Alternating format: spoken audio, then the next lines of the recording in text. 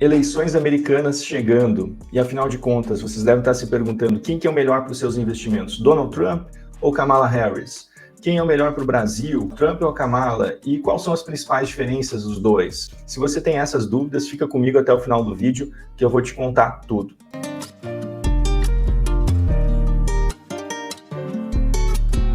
Para quem ainda não me conhece, me apresentando aqui brevemente, meu nome é Luciano Herzog, eu atuo como consultor de investimentos e ao longo da minha trajetória na consultoria já ajudei dezenas de famílias a internacionalizar os seus investimentos e eu sei muito bem na prática a importância dessas eleições. Afinal de contas, a gente está falando da maior economia do mundo, da moeda global, que é o dólar, então a gente está muito próximo do principal evento político do ano. Primeiramente, a gente tem que, antes de entrar na tese de investimento, o que pode valorizar com a candidato A ou B, eu gostaria de explicar um pouquinho das diferenças do modelo político americano. Lá a eleição ela ocorre sempre na primeira terça-feira de novembro, então agora vai se realizar no dia 5 de novembro, então é um dia de semana, não é que nem aqui no Brasil, que é finais de semana, em domingos. E ela não é uma eleição direta como aqui, onde quem tem a maioria absoluta dos votos elege o presidente. Lá, inclusive, já ocorreu 5 vezes ao longo da história de o presidente eleito não ser o que tem a maioria dos votos. A votação ela é por colégios eleitorais e precisa atingir o maior número de delegados. Quem tiver 270 delegados elege o presidente.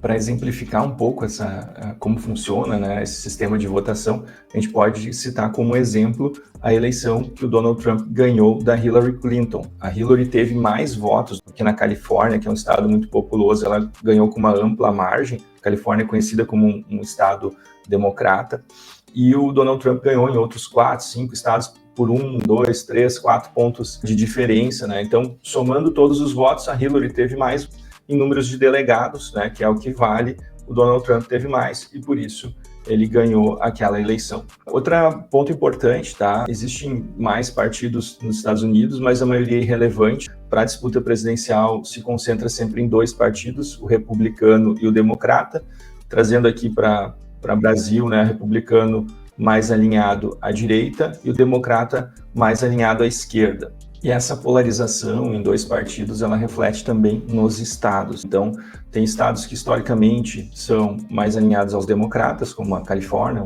um belo exemplo disso, já citei ele anteriormente, e estados mais alinhados aos republicanos, como o Texas, por exemplo. Então, a maioria dos estados já é bem definido. Aqui sempre ganha republicano, aqui ganha sempre democrata, né? E tem 6 a 8 estados que ficam alternando. Ora ganha democrata, ora ganha republicano. A gente conhece esses estados como swing states. E é aí que os candidatos focam a campanha, porque são os estados que vão decidir, de fato, quem vai ser o vencedor da eleição.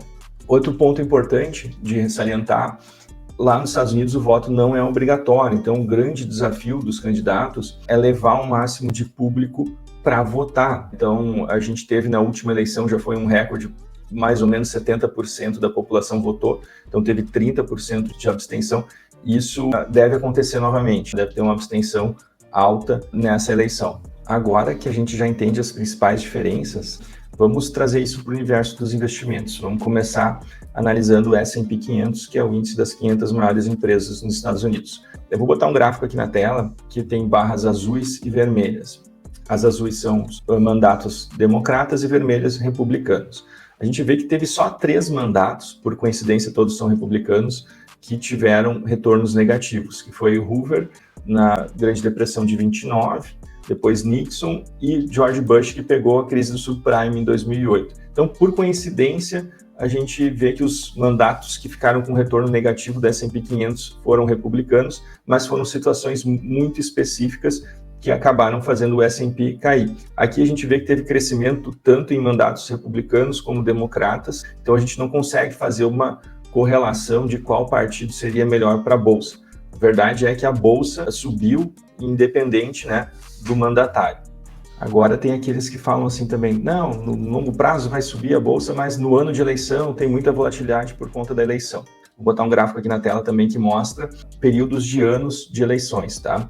A média é um retorno do S&P de 13,1, sendo que o pior ano foi menos 14,8 e o melhor mais 37,9. Então também não dá para dizer que tem uma lógica, né, de cravar de que ano de eleição com favoritismo republicano é melhor para a bolsa ou não.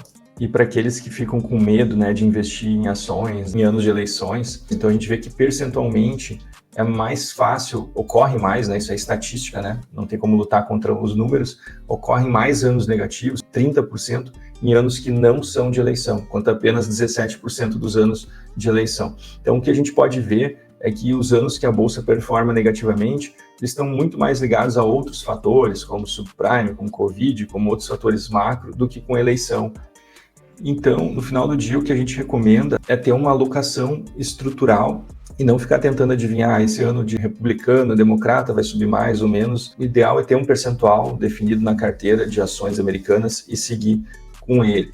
Eu vou botar um gráfico aqui na tela, aqui. Hoje estou cheio dos gráficos, né? Mas é importante a gente mostrar, fica mais visual. A linha verde é quem ficou investido o tempo inteiro em ambos mandatos. A linha amarela é quem ficou investido somente em mandatos republicanos, e a linha vermelha somente em mandatos democratas. Então, o que acontece? A gente pode ver que quem ficou investido a maior parte do tempo teve um retorno muito superior. Então, ali tem o gráfico da esquerda de 10 anos e o da direita de 70 anos. Então, a gente vê que o S&P 500 foi um ótimo investimento para quem esteve investido o tempo inteiro.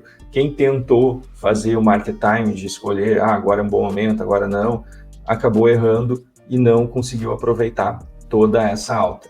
Inclusive, agora fazendo o vídeo aqui, eu me lembrei da nossa última live aqui do canal, que foi com o Marco Freire, CIO e gestor da Quineia Investimentos, e ele falou isso, né? A gente discutindo sobre cenário macro, Estados Unidos, ele comentou que a bolsa americana ela sobe porque o lucro das empresas lá sobe. Olha o que está acontecendo agora com a Nvidia, com Amazon, com Meta, Google, né? São empresas disruptivas, grandes monopólios, com grande investimento em tecnologia, e isso traz grandes lucros, né? E a cotação das ações ela acompanha o crescimento dos lucros. Então é por isso que a bolsa sobe, tá? Então não precisa ficar tão apegado à política, né? E confiar mais na capacidade das empresas de gerar retorno para o acionista, independente do cenário macro. Eu vou deixar o card aí da live no final do vídeo aí para quem quiser assistir. Convido para assistir. Se você também quiser se aprofundar um pouquinho mais em investimentos internacionais, eu vou deixar embaixo no link da descrição o meu e-book sobre investimentos internacionais. Mas agora vamos falar da atual corrida presidencial. Desde o início, né, os dois postulantes eram Donald Trump pelos republicanos e Joe Biden pelos democratas. E as pesquisas elas vinham apontando um favoritismo para Donald Trump.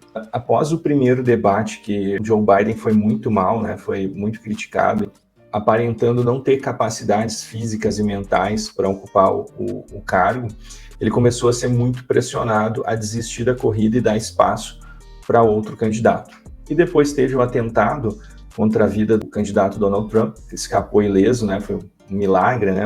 Foi atingido de raspão na cabeça, né? Acabou atingindo a orelha dele.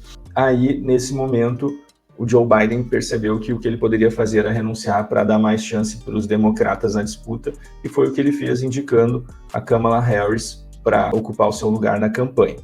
Isso surtiu algum efeito nas pesquisas, né? Muitas pesquisas apontando a Kamala como vitoriosa, mas as pesquisas foram afunilando, e hoje elas estão muito juntas, o que nos leva, a gente que trabalha no mercado, que já acompanhou outras eleições americanas, a acreditar num favoritismo do Donald Trump. Por quê?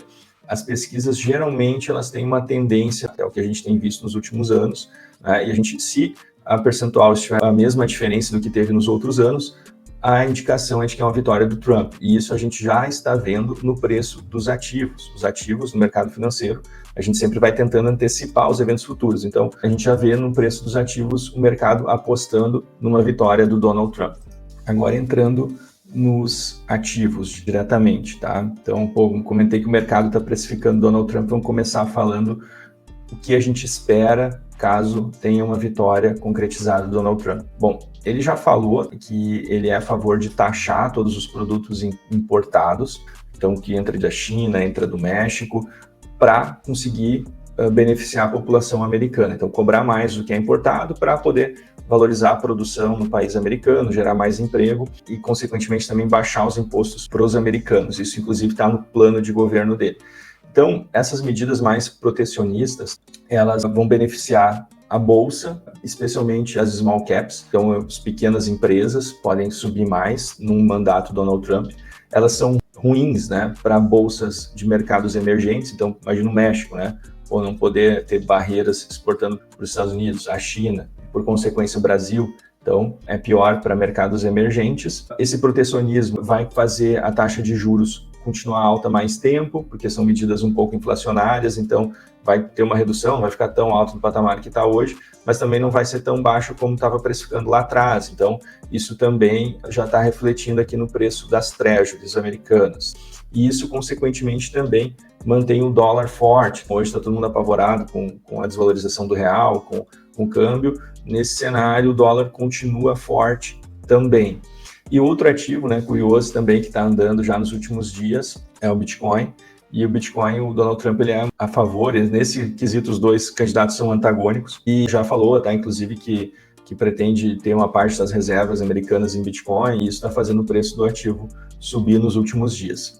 Aí também a gente consegue ver o mercado precificando essa possível vitória do Donald Trump. Agora vamos falar da Kamala, né? A Kamala Harris, caso ela seja eleita, o cenário seria muito parecido com o que tem hoje. O S&P 500 se destacaria mais nas Big Techs e não tanto nas Small Caps, como uma possível vitória do Donald Trump, até porque não faz parte do programa dela tanto incentivos para as empresas menores. Inclusive, também seria beneficiado setores que dependem mais da classe média, tipo, por exemplo, saúde, tá? Que são as propostas da Câmara fazer atrativos para a classe média. Outro ponto importante, como ela não é tão disposta a tarifar o exterior, fechar mais a economia, o dólar tenderia a ficar um pouco mais fraco em relação aos outros países, em relação ao Donald Trump. Então esse seria o cenário base em uma vitória da Kamala Harris. Agora, outro ponto importante, tá? Que ambos os candidatos, quem for eleito, vai ter que encarar um problema grande que tem nos Estados Unidos, é a questão da dívida pública. Então essa parte fiscal, os candidatos não deixam claro